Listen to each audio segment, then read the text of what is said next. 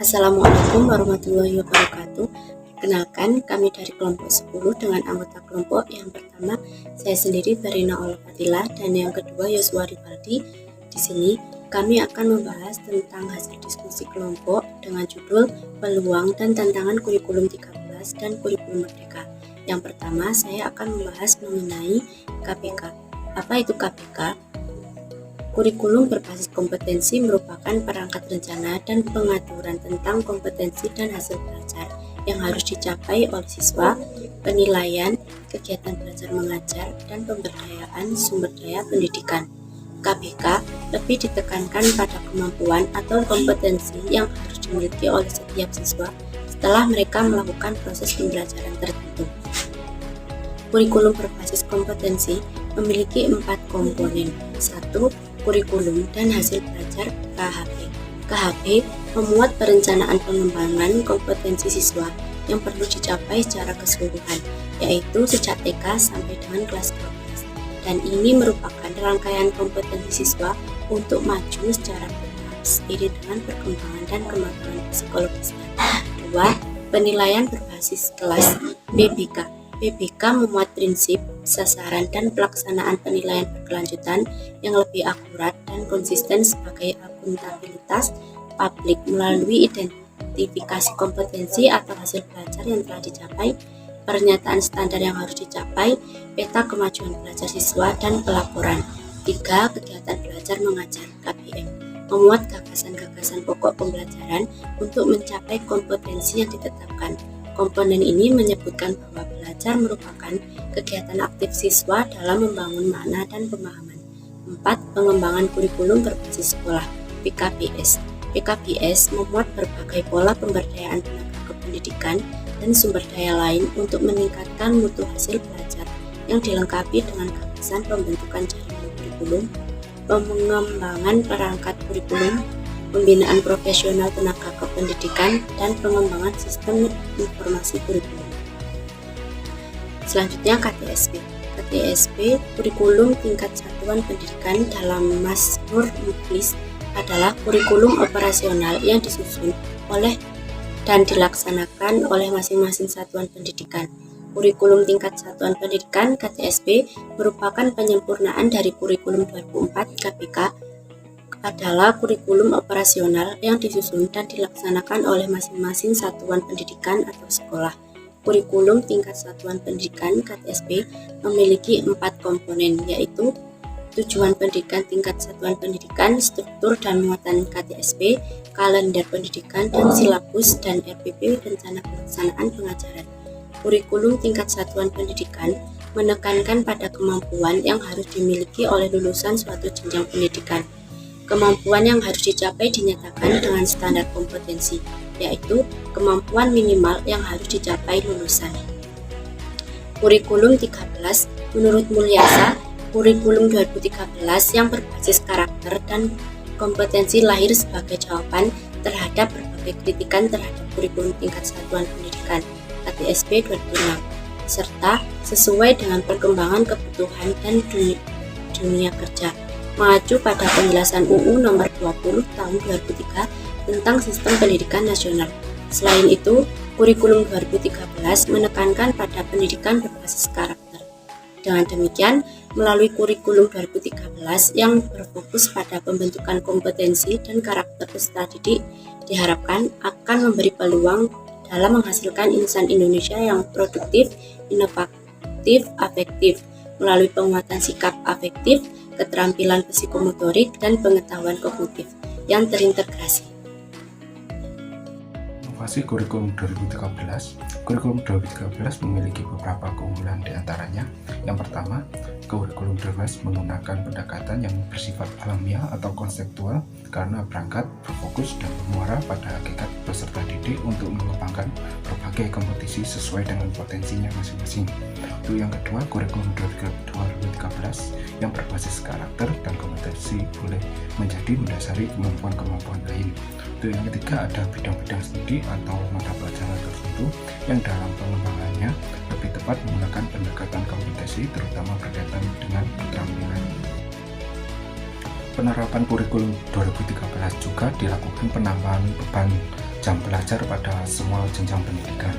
Kebijakan penambahan jam ini dimaksudkan agar guru memiliki waktu yang lebih leluasa mengembangkan proses pembelajaran yang berorientasi pada peserta didik atau mengembangkan pembelajaran aktif, kreatif, dan menyenangkan.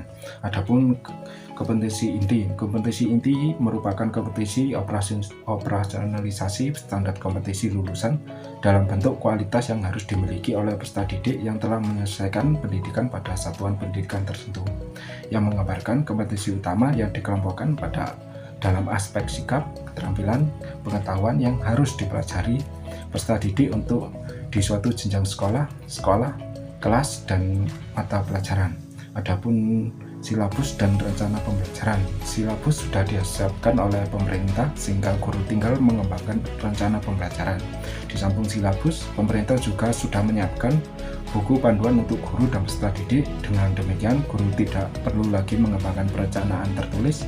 Yang terpenting bagi guru adalah memahami pedoman guru dan pedoman peserta didik, kemudian memahami, menguasai materi yang akan diajarkan nantinya. Selanjutnya ada kurikulum merdeka.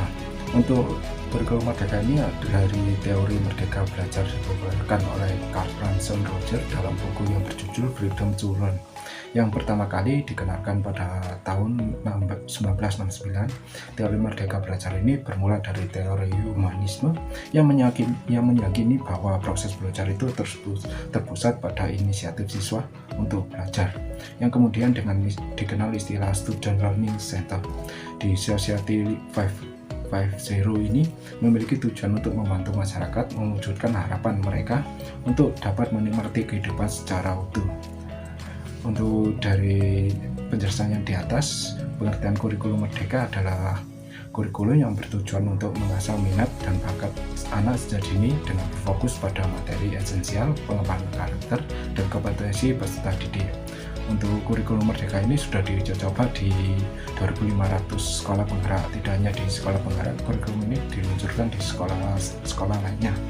Menurut Kemendikbudristek, rencananya kurikulum merdeka ini akan dijalankan sebagai opsi tambahan terlebih dahulu selama tahun 2022 sampai 2024 dalam rangka pemulihan pembelajaran pasca pandemi COVID-19 ini. Jadi untuk saat ini sekolah bisa dimulai pengimplementasian atau penerapan kurikulum baru ini secara bertahap sesuai dengan kesiapan masing-masing sekolah. Peluang dan tantangan kurikulum 2013. Untuk peluang kurikulum 13, mutu pendidikan merupakan konsekuensi langsung dari suatu perubahan dan perkembangan berbagai aspek kehidupan. Untuk perubahan dan penyempurnaan kurikulum merupakan hal yang biasa terjadi negara dimanapun di dunia sebagai wujud dari responsifnya sebuah kurikulum dengan adanya perubahan dan perkembangan dalam kehidupan bermasyarakat, bernegara, dan berbangsa. Adanya perubahan kurikulum dari kurikulum 2016 dengan KTSP menjadi kurikulum 2013 adalah merupakan bagian dari upaya untuk menciptakan tamatan yang berkompeten dan cerdas dalam membangun identitas budaya bangsa. Karena titik tekan pengembangannya kurikulum 2013 adalah penyempurnaan pola pikir, penguatan tata kelola kurikulum, pendalaman dan perluasan materi, penguatan proses pembelajaran, dan penyesuaian beban belajar agar dapat menjamin kesesuaian antara apa yang diinginkan dengan apa yang akan dihasilkan nantinya. Dengan keberhasilan penerapan kurikulum 13 diharapkan memberi peluang dalam menghasilkan insan Indonesia yang mampu bersaing di era globalisasi nantinya. Adapun tantangannya dari kurikulum 2013, pelaksanaan kurikulum 13 merupakan tantangan dari bagian upaya perbaikan kondisi pendidikan di Indonesia, dan kurikulum 2013 ini diharapkan akan mampu menjadi pedoman pendidikan di tanah air. Didasari bahwa guru merupakan kunci utama keberhasilan proses pembelajaran di sekolah. Oleh karena itu, harapan keberhasilan pendidikan sering dibebankan pada guru. Salah satu hal yang mendasar yang penting disikapi oleh guru adalah kesiapan mental terhadap perubahan-perubahan kurikulum yang ada. Guru dan pendidikan ditantang untuk menjadi penghubung kondisi ideal dan kondisi nyata dunia pendidikan saat ini. Peluang dan tantangan kurikulum merdeka. Peluang kurikulum merdeka di era Society 5.0 tentunya juga membuka banyak peluang bagi pendidikan di Indonesia. Krisdianto menekankan pada 4 hal penting yang harus dimiliki oleh pendidik guna menyiapkan generasi Society 5.0, yaitu creativity, critical thinking, communication, dan collaboration. Guru juga merupakan elemen yang tidak bisa dipandang sebelah mata dalam pencapaian tujuan 5.0 ini. Terkait dengan evaluasi kebijakan Merdeka Belajar ini dan bagaimana persepsi masyarakat terhadap kebijakan Merdeka Belajar ini. Karena seperti yang kita tahu, kebijakan pendidikan terutama di tatanan kurikulum seringkali berubah, sehingga pandangan masyarakat terhadap keberlangsungan Merdeka Belajar ini bisa menjadi evaluasi ke depannya.